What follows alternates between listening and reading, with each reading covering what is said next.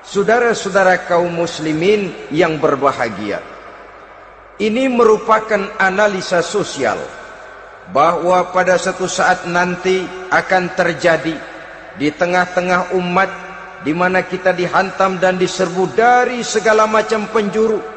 Akidah didangkalkan, peradaban dan kebudayaan dirusak, makanan dan minuman diracuni, pakaian ditelanjangi dan lain sebagainya, sampai kita melepaskan nilai Islam yang kita cintai ini. Kondisi sosial ini satu saat akan datang kepada kita. Demikian analisa dan peringatan dari Rasulullah sallallahu alaihi wasallam.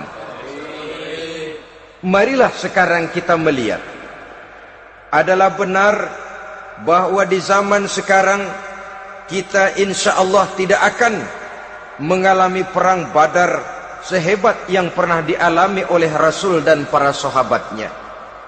Tetapi sesungguhnya perang yang kita hadapi di zaman sekarang ini tidak kalah hebatnya dengan perang Badar, tidak kurang dahsyatnya dengan perang Uhud, tidak kurang ngerinya dari perang Khandaq.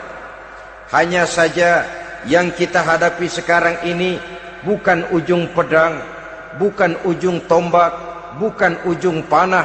Yang kita hadapi sekarang ini adalah perang akidah, perang ideologi, perang mempertahankan keyakinan. Yang kalau kita kalah sekarang, kita memang masih beragama. Tetapi anak kita, cucu kita, generasi yang akan hidup 5, 10, 20, 30 tahun yang akan datang, wallahu a'lam bissawab. Islam, saudara-saudaraku, tidak mungkin hilang dari dunia. Tetapi tidak mustahil Islam gulung tikar dari desa kita. Tidak mustahil Islam gulung tikar dari kampung dan kota kita, jikalau kita tidak menjaganya, jikalau kita tidak memeliharanya, bahkan jikalau kita tidak mewariskannya kepada anak-anak kita, generasi yang akan datang. Marilah kita mengingat sejenak bagaimana Islam di Spanyol yang pernah jaya, pernah mewarnai daratan Eropa, dan yang sekarang hanya sekedar tinggal ceritanya saja. Ini pernah diperingatkan oleh Rasul dalam satu hadis, sayati ala ummati zamanun la yabqal Islam illa ismun wala minal Quran illa rasmun. Akan datang satu masa di tengah umatku di mana pada masa itu Islam ada tapi hanya tinggal sekedar namanya saja, dan Quran pun ada tapi cuma sekedar tinggal tulisannya saja. Apabila kita tidak mewariskan ini kepada generasi yang akan datang, maka serbuan-serbuan dari berbagai macam penjuru dari hari ke hari semakin kita rasakan kehebatannya. Tidak mustahil sejarah Spanyol akan terjadi di desa kita, akan terjadi di kampung kita, akan terjadi di kota kita. Orang Spanyol, kalau mereka cerita kepada anaknya, mereka akan cerita, nak, di sini dulu ada masjid. Kapan Pak? Dulu bener dah. Banyak orang Islam kalau hari Jumat pada sembahyang, kapan itu Pak? Dulu sekali. Sekarang cuma sekedar tinggal ceritanya saja. Bukankah sesuatu yang sangat tidak mustahil apabila kita tidak menjaga dan mewariskan Islam ini kepada generasi yang akan datang, maka serbuan-serbuan akan membawakan hasil yang diinginkan oleh para penyerbu itu tadi.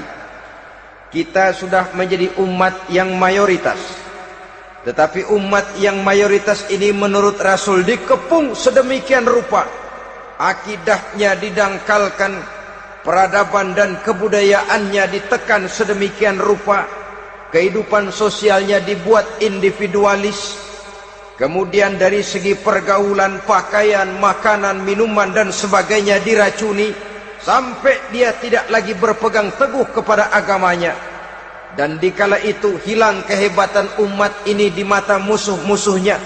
Orang lain memandang kita ringan saja, enteng saja, satu umat yang sudah kehilangan wibawa. Padahal konon kabarnya kita mayoritas.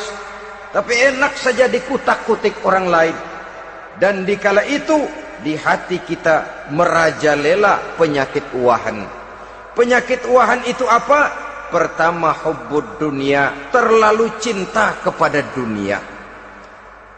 Terlalu cinta kepada dunia yang menyebabkan kita lupa akan tanggung jawab dan kewajiban, lupa meneruskan dan mewariskan Islam kepada generasi yang akan datang. Kita berlomba hanya untuk mengejar dunia dan seluruh isinya. Baik dia bernama material, baik dia bernama seksual, baik dia bernama pangkat, jabatan dan kedudukan, berlomba-lomba kita di dalamnya.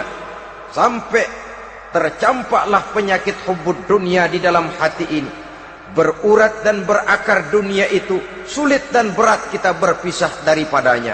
Akibatnya kemauan untuk berbuat demi dan atas nama agama sangat sulit terwujud di dalam kehidupan ini.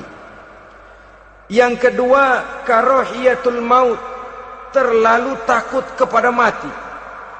Baik mati ajal, mati dalam artian yang sebenarnya, baik mati usahanya, baik mati karirnya, baik mati pangkat dan jabatannya.